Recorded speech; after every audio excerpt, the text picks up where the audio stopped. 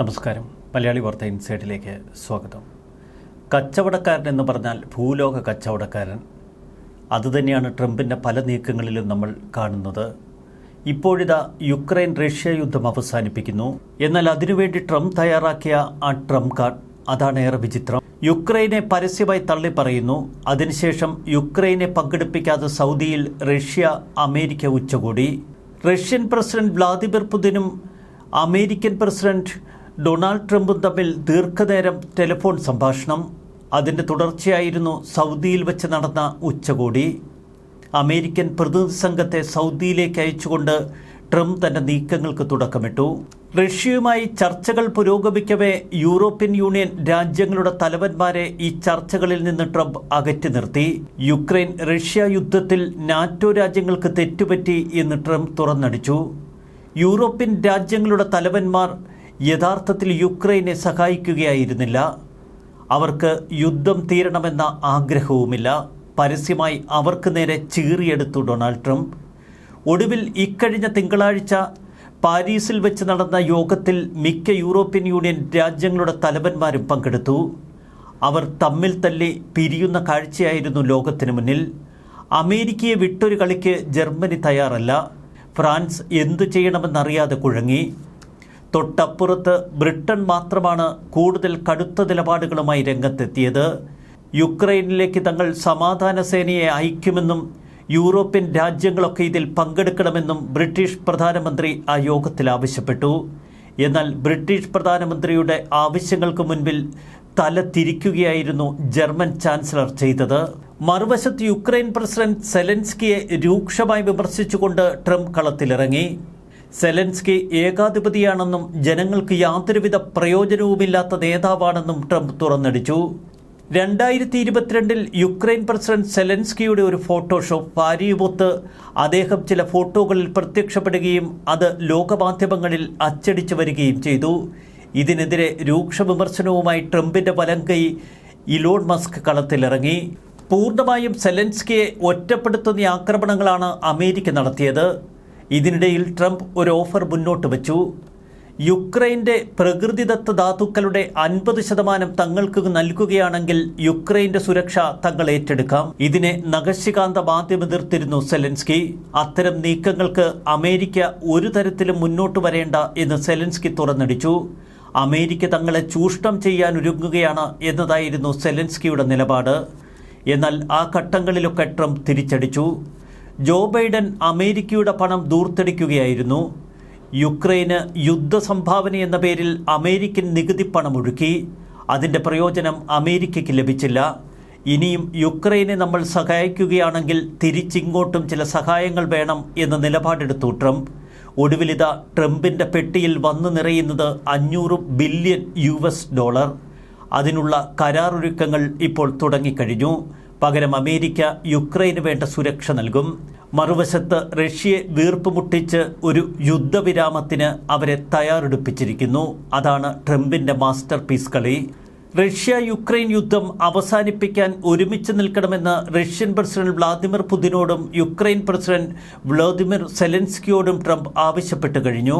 സംഘർഷം ഒഴിവാക്കാൻ സെലൻസ്കിയും പുടിനും ഒന്നിച്ച് പ്രവർത്തിക്കണമെന്നതാണ് തൻ്റെ ആവശ്യം. ദശലക്ഷക്കണക്കിന് ആളുകളെ കൊല്ലുന്നത് നിർത്താൻ ഞങ്ങൾ ആഗ്രഹിക്കുന്നു.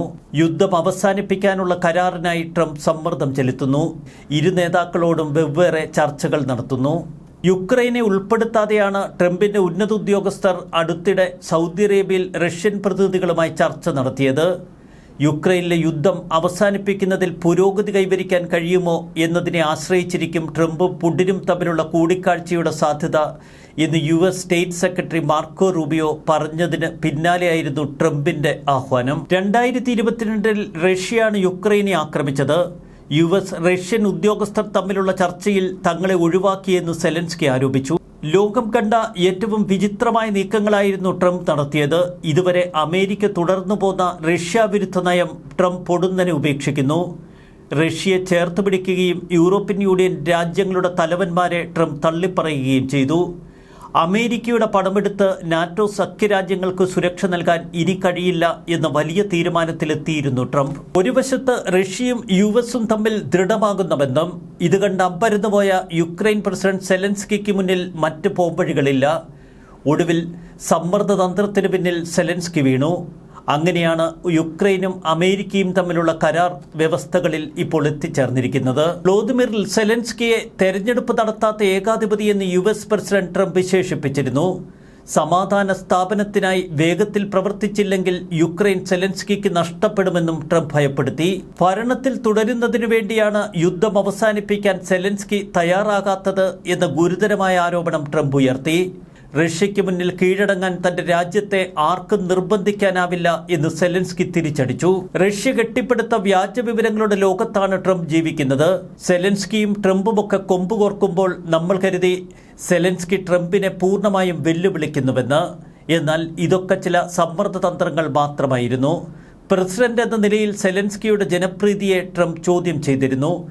2022 ഫെബ്രുവരിയിൽ റഷ്യ ആരംഭിച്ച യുക്രൈൻ അധിനിവേശത്തിൽ യുക്രൈനെയാണ് ട്രംപ് പഴിച്ചത്.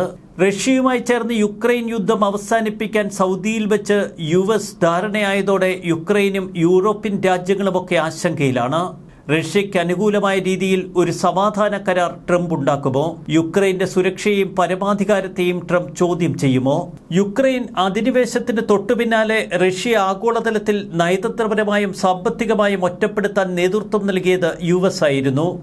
റഷ്യയെ പ്രതിരോധിക്കാൻ യുക്രൈന് സൈനിക സാമ്പത്തിക സഹായങ്ങൾ നിർബാധം നൽകി ജോ ബൈഡൻ ഭരണകൂടം. എന്നാൽ ട്രംപ് അധികാരത്തിലെത്തിയതോടെ എല്ലാം കീഴ്മേൽ മറിഞ്ഞു. അമേരിക്കയെ വിട്ടൊരു കളി അത് അപകടമാണ് എന്ന് സെലൻസ്കി തിരിച്ചറിഞ്ഞതോടെ അമേരിക്കയും സെലൻസ്കിയും തമ്മിൽ ഒരു പൊതുധാരണയിലേക്ക് കാര്യങ്ങൾ എത്തുന്നു. യുക്രൈനിൽ അമേരിക്കയ്ക്ക് വിലയേറിയ ധാതു അവകാശങ്ങൾ നൽകുന്ന ഒരു കരാറിലേക്ക് ട്രംപ് ഭരണകൂടം വെള്ളിയാഴ്ച പുരോഗതി കൈവരിച്ചു. കരാറിൽ ആദ്യം എതിർപ്പ് പ്രകടിപ്പിച്ച സെലൻസ്കിയെ യുക്രൈനെ ആക്രമിക്കുന്ന റഷ്യയ്ക്ക് പിന്തുണ നൽകി അമേരിക്ക കളത്തിലിറങ്ങും എന്ന സൂചനകൾ കാട്ടിയാണ് വരുതിയിലാക്കിയത്. ഒടുവിൽ അമേരിക്കയ്ക്ക് $500 ബില്യൺ വരെ സമാഹരിക്കാൻ കഴിയുന്ന ഒരു കരാറിലേക്ക് അവരെത്തുന്നു. ഇത് ട്രംപ് അമേരിക്കയ്ക്ക് നൽകുന്ന വലിയ സമ്മാനമാണ്. ഒരു കരാറിനെ ചൊല്ലി ട്രംപുമായി ഉടലെടുത്ത സംഘർഷങ്ങൾ അവസാനിപ്പിക്കുന്നുവെന്ന് സെലൻസ്കി പ്രഖ്യാപിച്ചു. റഷ്യ ആരംഭിച്ച ഒരു സംഘർഷം പരിഹരിക്കുന്നതിനായി ട്രംപ് ഒരു ഫോർമുല ഞങ്ങൾക്ക് മുന്നിൽ വെച്ചു. യുദ്ധത്തിൽ തകർന്ന ഒരു രാജ്യത്തെ ഉപേക്ഷിച്ചുകൊണ്ടാണ് റഷ്യയ്ക്കൊപ്പം നിൽക്കാനുള്ള താൽപ്പര്യം അമേരിക്ക പ്രകടിപ്പിച്ചത്. ഈ സമ്മർദ്ദ തന്ത്രത്തിലാണ് ഒടുവിൽ സെലൻസ്കി പോലും വീണുപോയത്. അമേരിക്കയിൽ നിന്നുള്ള ഏതൊരു പിന്തുണയ്ക്കും പകരമായി യുക്രൈനിൽ നിന്ന് അപൂർവ ധാതുക്കൾ വേണമെന്ന് പ്രസിഡന്റ് ട്രംപ് ഉറച്ചു നിന്നു. ബൈഡൻ യുക്രൈന് പണം നൽകി. അതിൽ വായ്പയില്ല, സുരക്ഷയില്ല, ഒന്നുമില്ല. യുക്രൈൻ അമേരിക്ക സുരക്ഷ നൽകണമെങ്കിൽ നമ്മളൊരു കരാറിൽ ഒപ്പിടും. കാരണം നമ്മളത് ചെയ്തില്ലെങ്കിൽ അമേരിക്കൻ ജനതയോടുള്ള ക്രൂരതയായിരിക്കും. ഇതാണ് ട്രംപിന്റെ നിലപാട്. വാക്കാലുള്ള ആക്രമണത്തിലൂടെയായിരുന്നു ട്രംപിന്റെ തുടക്കം. ഒടുവിൽ ട്രംപ് ആഗ്രഹിച്ചതുപോലെ തങ്ങളുടെ വരുതിയിൽ യൂറോപ്യൻ യൂണിയൻ രാജ്യങ്ങളെപ്പോലും വരച്ചിടുന്നു. യുഎസ് സഹായത്തിന് പകരമായി പ്രകൃതി വിഭവങ്ങൾ വിൽക്കുക എന്ന ആശയം ആദ്യം മുന്നോട്ട് വെച്ചത് യുക്രൈൻ തന്നെയാണ്. എന്നാൽ രാജ്യത്തിന്റെ 50% ധാതുക്കളിൽ നിന്നും ഊർജ്ജ സ്രോതസ്സുകളിൽ നിന്നും കീവ് ലാഭം ലഭ്യമാക്കണമെന്ന് യുഎസ് നിർദ്ദേശം മുന്നോട്ട് വെച്ചപ്പോൾ സെലൻസ്കിയും യുക്രൈനും പരിഭ്രമിച്ചു. ആദ്യ കരാറിൽ അമേരിക്കൻ സുരക്ഷാ പ്രതിബദ്ധതകളൊന്നും ഉൾപ്പെടുത്തിയിരുന്നില്ല എന്ന് സെലൻസ്കി പറയുന്നു. എന്നാൽ കരാർ ഇപ്പോൾ പരിഷ്കരിച്ചിരിക്കുന്നു. ഇത്തരം സഹായങ്ങൾക്ക് പകരമായി അമേരിക്ക യുക്രൈന് പൂർണ്ണ സുരക്ഷ നൽകും. അമേരിക്കയുടെ കരാർ വ്യവസ്ഥകളിൽ സെലൻസ്കി അനുഭാവം പ്രകടിപ്പിച്ചതോടെ സെലൻസ്കി അമേരിക്ക അംഗീകരിച്ചു തുടങ്ങി. ഇപ്പോഴിതാ ട്രംപിന്റെ പ്രതിനിധിയായ ലഫ്റ്റനന്റ് ജനറൽ കീത്ത് കെലോഗ് പറയുന്നു, യുദ്ധത്തിലേർപ്പെട്ടിരിക്കുന്ന ഒരു രാജ്യത്തിന്റെ ധീരനായ നേതാവാണ് സെലൻസ്കി. അദ്ദേഹത്തിന്റെ കഴിവുള്ള ദേശീയ സുരക്ഷാ സംഘമാണ് ഇപ്പോൾ യുക്രൈനെ നയിക്കുന്നത്. ഫ്രഞ്ച് പ്രസിഡന്റ് ഇമാനുവൽ മാക്രോണും UK പ്രധാനമന്ത്രി കെയർ സ്റ്റാമറും അടുത്തയാഴ്ച വൈറ്റ് ഹൗസ് സന്ദർശിക്കാനിരിക്കെ ട്രംപ് ചില പ്രസ്താവനകൾ ഇപ്പോൾ പുറപ്പെടുവിച്ചു. യുദ്ധം അവസാനിപ്പിക്കാൻ ഫ്രാൻസും ഇംഗ്ലണ്ടും ഒന്നും ചെയ്തില്ല എന്നതാണ് ട്രംപിന്റെ ആക്ഷേപം. മാക്രോണിനെ ഒരു സുഹൃത്തായി താൻ കാണുന്നു. ബ്രിട്ടീഷ് പ്രധാനമന്ത്രിയെ വളരെ നല്ല വ്യക്തി എന്നാണ് ട്രംപ് വിശേഷിപ്പിച്ചത്. റഷ്യയുടെ യുക്രൈൻ അധിനിവേശത്തിന് ശേഷം US, UK, യൂറോപ്യൻ യൂണിയൻ എന്നിവയും ഓസ്ട്രേലിയ, കാനഡ, ജപ്പാൻ തുടങ്ങിയ രാജ്യങ്ങളും ചേർന്ന് റഷ്യയ്ക്ക് മേൽ 20,000-ത്തിലധികം ഉപരോധങ്ങളാണ് ഏർപ്പെടുത്തിയത്. വരുന്ന 100 വർഷം ഞങ്ങൾ നിങ്ങൾക്കൊപ്പമുണ്ട് എന്ന് സെലൻസ്കിയോട് കെയർ സ്റ്റാമർ പലപ്പോഴും പറഞ്ഞിരുന്നു. എന്നാൽ യൂറോപ്യൻ രാജ്യങ്ങളുടെ തലവന്മാരെ പൂർണ്ണമായി ഒഴിവാക്കിക്കൊണ്ടുള്ള ട്രംപിന്റെ ഒറ്റയാൻ നീക്കം. പൂർണ്ണ വിജയം അമേരിക്കയ്ക്കാണ് ഈ യുദ്ധത്തിൽ. മുട്ടനാടുകൾ കൂട്ടിയിടിക്കുമ്പോൾ ചോര കുടിക്കുന്നുവെന്ന് ചിലർ പരിഹസിക്കുന്നു.